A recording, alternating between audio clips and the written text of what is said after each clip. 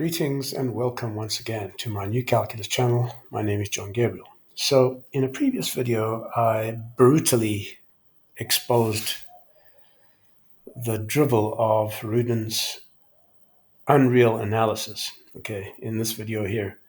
And, and I gave you some homework to do. So I'm going to help you a little bit along with that homework that I gave you to do and give you a sample out of my free ebook. Okay, so this is this is the free ebook which you can get on Amazon, and I'll place a link to it. You can get it at $99, almost $10, and that's pretty much it. Okay, so now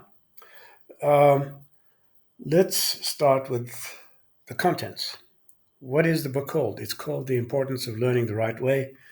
What does division mean in mathematics, and how does it affect all arithmetic concepts? And in fact, all of STEM. Science, technology, engineering, mathematics.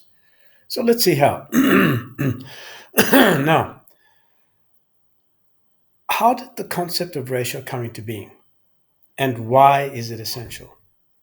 Imagine you're asked to explain this to someone with little or no knowledge of geometry. How would you approach it? Okay, let's see. So consider, for instance, the construction site shown below. Right, you see a lot of workers here, some supervisors, building material, templates, scaffolds, etc., blah, blah, blah. Okay, and even, what are these called here? Skips my mind now. It doesn't matter. You all know what that is. A crane, an ancient crane. So at first glance, the scene appears to be a model of efficiency: supervisors, laborers, assistants, etc., and an abundance of building materials. So, however, such an image rarely captures the full scope of what happens during actual construction. In reality, materials are often prepared elsewhere, away from the construction site, before being transported for final use. Moreover, the architects, supervisors, and managers are not always physically present at the site, but they still need to communicate effectively about the dimensions and the specifications of the materials being used. So, how do they manage to discuss these details without confusion? Well, the concept of ratio did not simply emerge in the minds of the ancient Greeks out of nowhere. It developed out of necessity, driven by the need to communicate effectively and to streamline the construction of remarkable architectural wonders like the Parthenon. Now remember, not all Greeks knew geometry or mathematics. A lot of construction workers who actually built and shaped the building materials didn't even know how to count, but they could do all those things. And there was a lot of seamless interconnection between all these different skills. Okay, it wasn't just that everybody knew how to do everything; they didn't.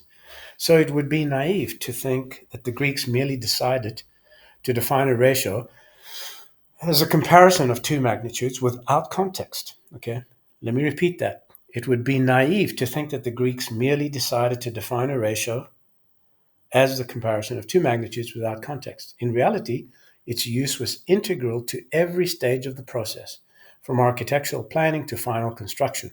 So, unlike the arbitrary and rather whimsical definition of ratios often seen in mainstream mathematics today, the Greeks developed this concept based on practical need and logical reasoning.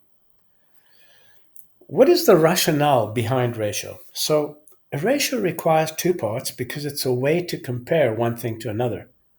For instance, if you have a long piece of wood and you want to describe its size without showing it, you need a reference, such as saying it's 3 times as long as the smaller piece, right?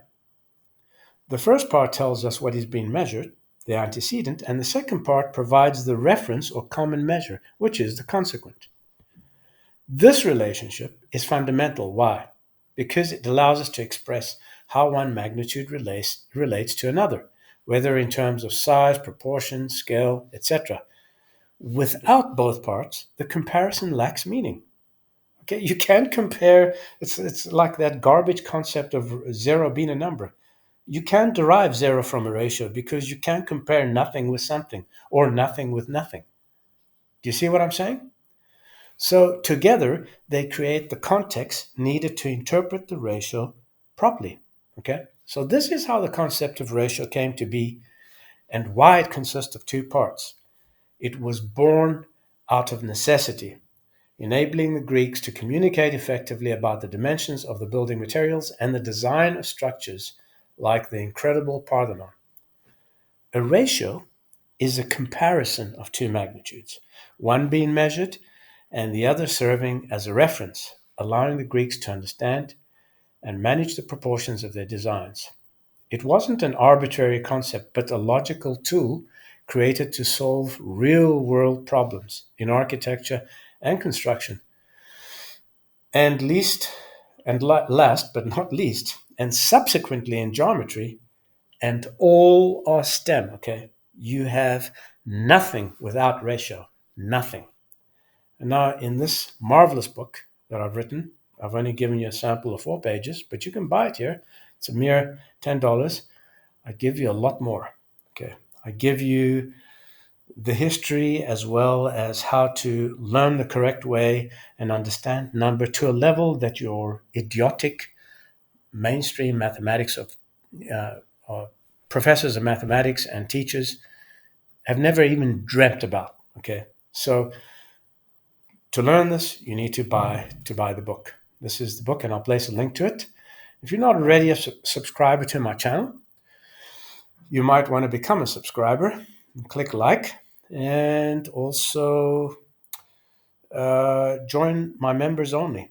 So members only costs €4.99 a month, and you can learn much more than you've ever learned in your entire mathematics learning career. Doesn't matter whether you're 16 or 116. My name is John Gabriel, and this is a New Calculus channel. Till next time, goodbye.